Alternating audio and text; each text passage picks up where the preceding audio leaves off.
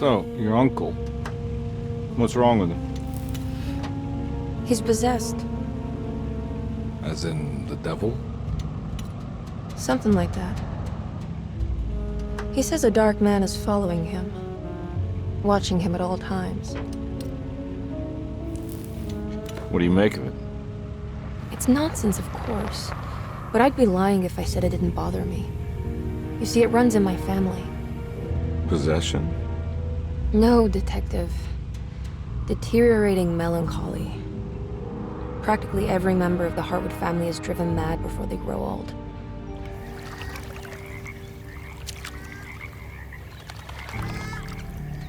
But Jeremy didn't kill himself. Is that why he's at your setup? Despite being convinced that he is truly possessed, he decided to put his last chips on Dr. Gray and his psychoanalysis, figuring he might stumble upon some cure.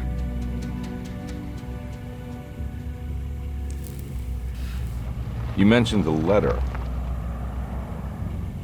I received a disturbing letter from Jeremy accusing the staff and all the other patients of being involved in some cult. And now they are also out to get him. Could it be real? Or is it all just in his head? It's a story he tells himself, Mr. Carnby. Anything to avoid the truth. Which is? That we're all terribly insignificant. That people mean so very little to one another. That there is no one out to get Jeremy Hartwood because he isn't worth getting. Here we are.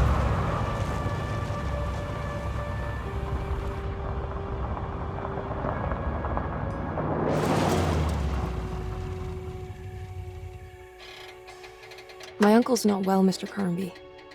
I want to make sure he's all right. Then what's my part in this? You couldn't get a cab?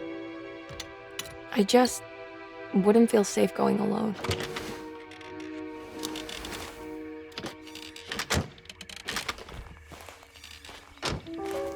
Did you bring a gun? Yeah. You think it'll actually come to that? No. But you might need to wave it around depending on how agreeable the staff will be. What exactly are we gonna do when we find Jeremy? I don't know. Let's just find him first.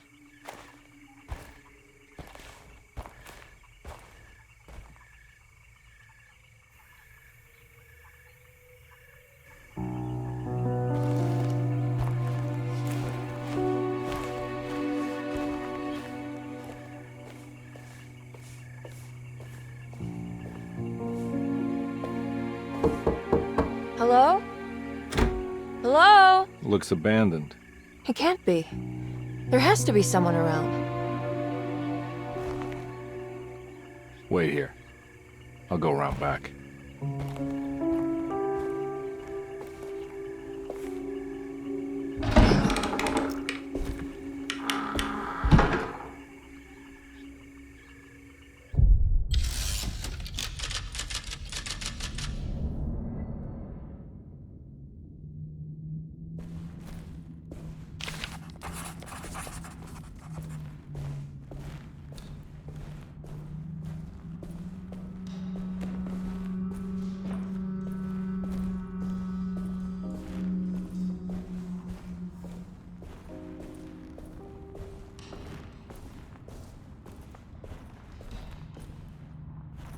Now what do we got here?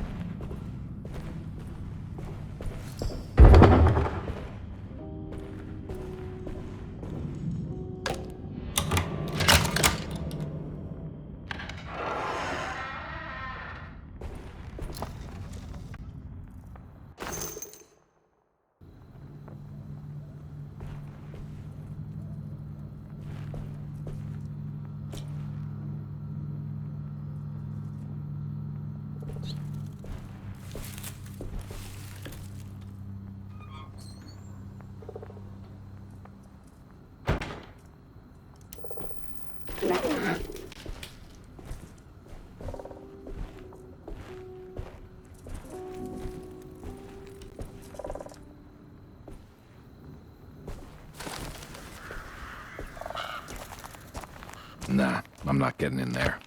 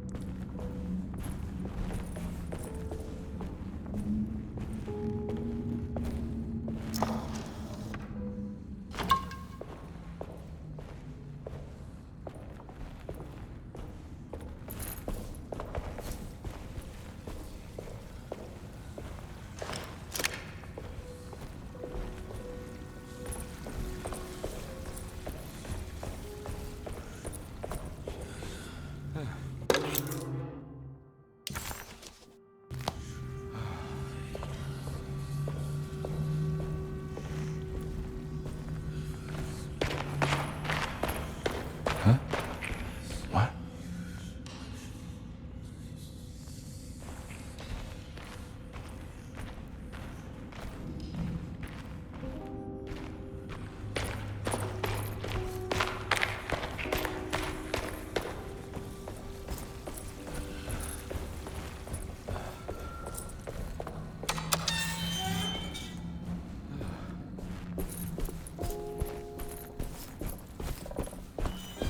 Nah, I'm not getting in there.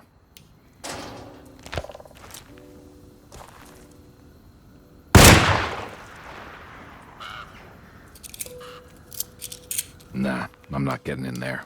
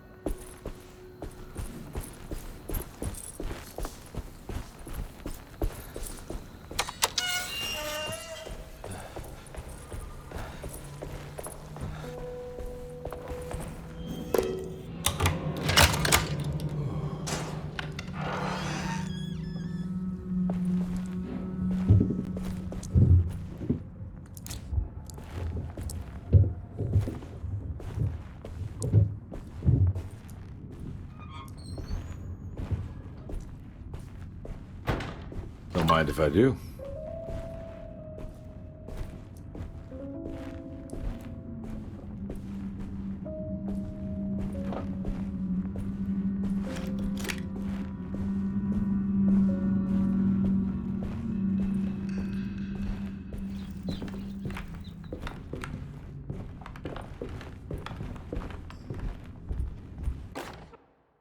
Every day your silence weighs a little heavier.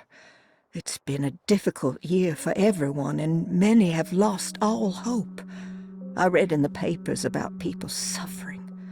Pictures of dust-covered landscapes without a drop of water. I wish I knew if you were still tending the earth or if you had turned your back against us. I have started to look for help elsewhere. I pray you will tell me if I am going down a path that you find disagreeable. With help from Baptiste and Charlotte, I've found comfort in the practice of the voodoo. I have long been skeptical of that Caribbean cult, but it's been of good use to me. It seems all harmless in my book. I say some words dreamt up by the Creoles, and I carry around a small pocket of gree-gree. Nothing of this is mentioned in the Bible, of course, but the French Quarter priestess tells me it's all connected. She says the Christian God is just one more perspective on the creator of things. That's what I like to think, but the other way around, that the spirits of her faith are just aspects of you, our Heavenly Father. I am so grateful for the words you gave Mr. Hartwood. We will sing your praises at St. John's Eve. The world will be blessed soon again. Only the sacrifices of the Old Testament compare to your demands. Let it be the truth. A mother of earth, wood, and dirt. A mother of 1,000 young. Sacred sand, $1. Black cat oil, $1.50. Devil shoestrings, a quarter. That makes $2.75, madame. What was that you were telling the doctor? A goat without horns. What does that mean? Ah, you must have misheard me, madame. I said no such thing. Please, I know I don't look like any of you, but I'm devout. I'm ready to do what it takes. Do not be so eager to sacrifice the few things you have left, madam. Now please, leave my store. A goat without horns.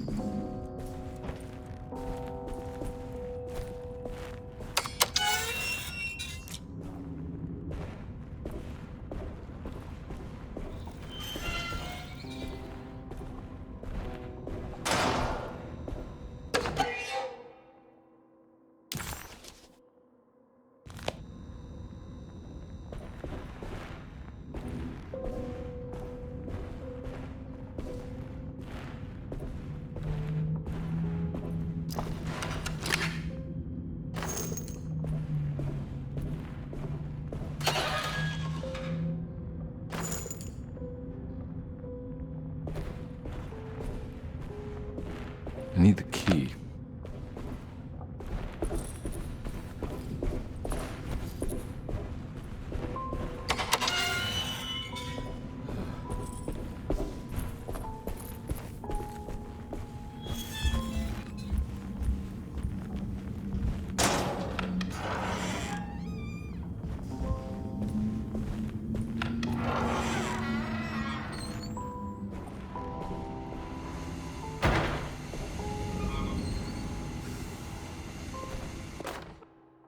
Please do not touch the boiler. It is working after all. While the sabotage has caused a leak, only the decorative plate has been completely ruined. Let's wait for Mr. Chance to turn up and he can take a look at the leak. Mr. Waits.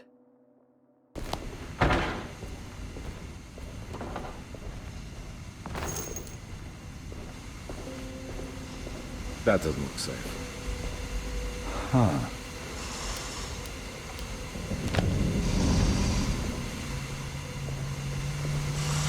There's something missing.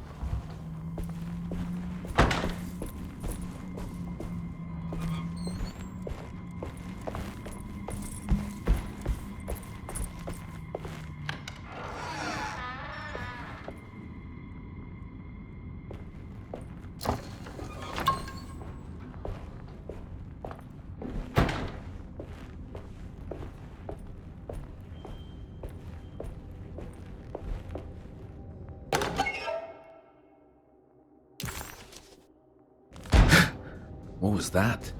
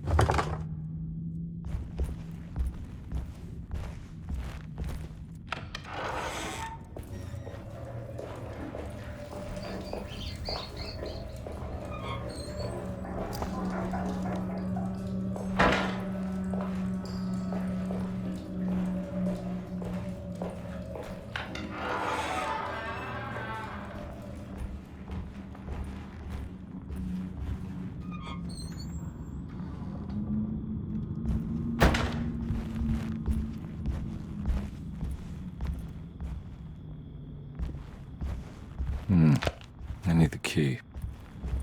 I need the key.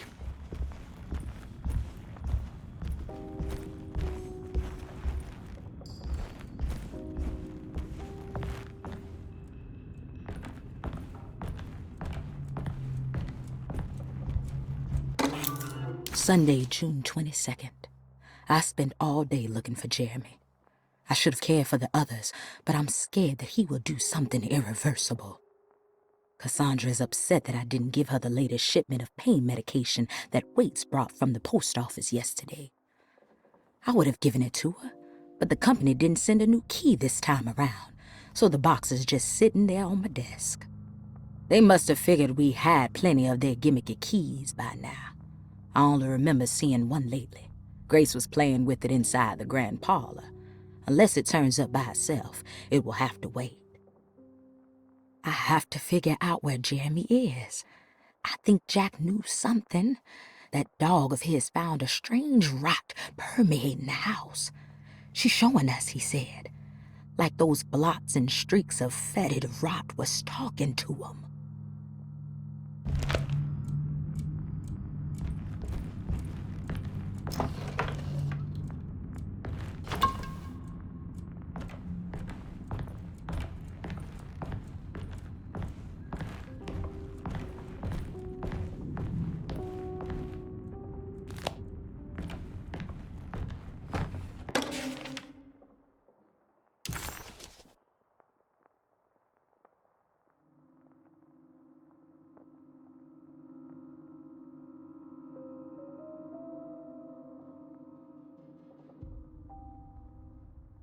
Hey.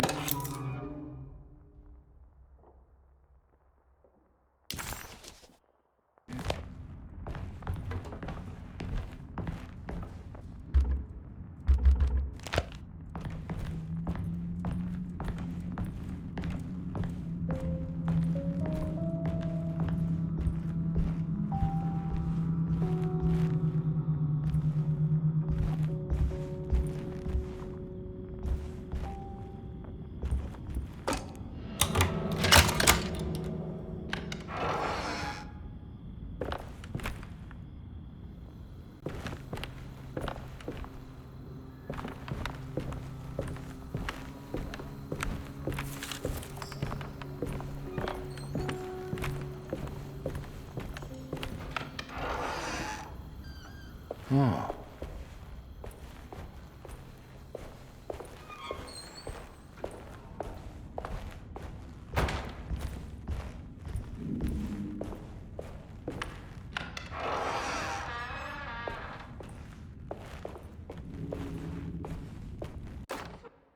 The Great Depression. President Hoover raises tariffs on over 20,000 imported goods in an act to protect American labor. Following the collapse of the Wall Street stock market on October 24 last year, American industry has suffered greatly. Thousands of companies have gone bankrupt and left a large part of the American workforce unemployed. In an attempt to turn the tide, the Smoot-Hawley Tariff Act has been signed by President Herbert Hoover. By regulating commerce with foreign countries, the government hopes to encourage the industries of the United States to compete with cheap foreign imports. Superstition on rise. New Orleans voodoo stores and spiritual mediums see increased profit during troubled times. While the market has faced hard times ever since Black Thursday of last year, voodoo doctors and snake charmers see significant rise in number of customers. With the coming Eve of St. John on the 23rd, the police expect increased cult activity around Bayou St. John, the southern shore of Lake Pontchartrain. Voodoo rituals in that area on the Eve of St. John have a long tradition reaching back to the first snake worshippers brought as slaves from West Africa. During the 19th century, its practice was popularized by the legendary Marie Laveau and has since been embraced by many of the Creoles and the surviving aristocracy of the French Quarter. Author seeks asylum. Rumors regarding author Cassandra Beauregard making Derceto her home verified. Derceto Hospital is an old plantation building on the eastern shores of Lake Pontchartrain. While often considered an asylum for the insane, residing Dr. Elmore Lee Gray prefers to think of it as a convalescent home, a place where you can go to rest. The patient list is kept secret, but thought to include many of the black sheep of wealthy families, because at Derceto, treatment does not come for free. Local author Cassandra Beauregard has now been confirmed by her own admission. She's been lauded as a powerful Creole voice and written many successful books. Lately it was reported from Hollywood that she has finished a moving picture manuscript titled Slaughter Gulch. That film is set to hit the theaters next year.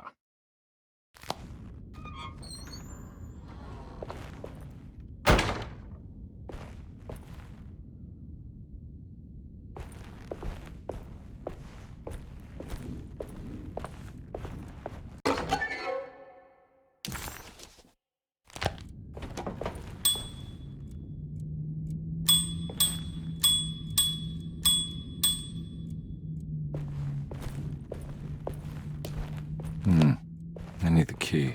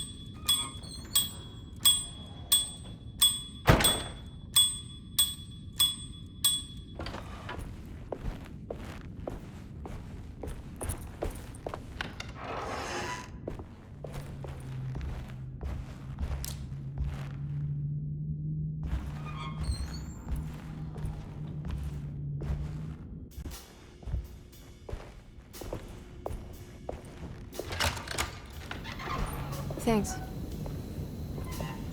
What are you doing? Who are you? Whoa, pardon me, excuse me. My name is Edward Carnby, private investigator. I hope you don't mind we let ourselves inside.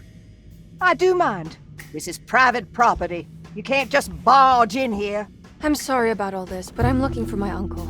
It's urgent, and no one was answering the door. We can't hear you knocking anymore. None of us can. Who is your uncle, darling? Jeremy. Am I right? She has that Heartwood gloom, doesn't she? That's right. I'm Emily Hartwood. I just came to make sure my uncle is all right. Well, he is unavailable right now. You will have to come back another day. Unavailable how? Is he sleeping? We can wait. He's lost. Don't I know you from somewhere? Who's your man again, Miss Hartwood? My name's Edward Carnby, private investigator. Splendid. Enough! All of you! Get back to your rooms! McCarthy, keep your eyes on the child. And you two, please leave immediately. Look, we're not here to cause any trouble. Just let us see the old man, satisfy the curiosity of my client here, and we'll be off. Jeremy has gone missing. There's no need to worry, but it might be some time before he turns up. The whole staff is looking for him. What? He ran off? I don't have time for any of this. Please, come back tomorrow. All right, in that case, we'll just wait in his room. You don't mind, do you? It's upstairs, right? Wait, you can't. Don't worry, we'll be discreet. In the corridor. It's the first door on your left. I'll tell Dr. Gray you're here. Excellent. Thank you, madam.